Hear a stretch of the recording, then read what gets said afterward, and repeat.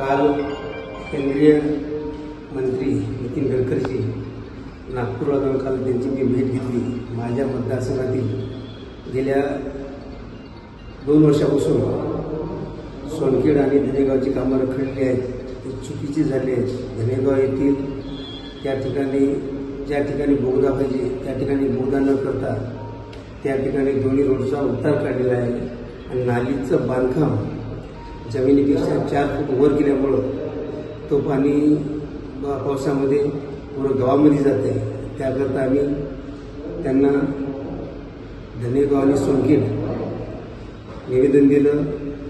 आम्हाला सोनखेडला सुद्धा बोगदा पाहिजे म्हणले, छोटा कवाना बोगदा लोकांना येणं शाळा मस्जिदीमध्ये नमाज पढण्याकरता त्या बोगद्याची सुद्धा चर्चा केली आणि मंत्री साहेब नितीन गडकरीजी यांनी आम्हाला होकार सुद्धा दिला आणि लवकरात लवकर काम मार्गी लावत असं आश्वासन दिलं। कालच्या भेटीप्रमाणे गडकरी साहेबांना भेटल्यामुळे भाजपमध्ये जाणार का अशी चर्चा होत आहे, पण मी अगोदरच सांगितलं मी काँग्रेसमध्येच राहणार आणि मी काँग्रेसकडूनच निवडून लढणार।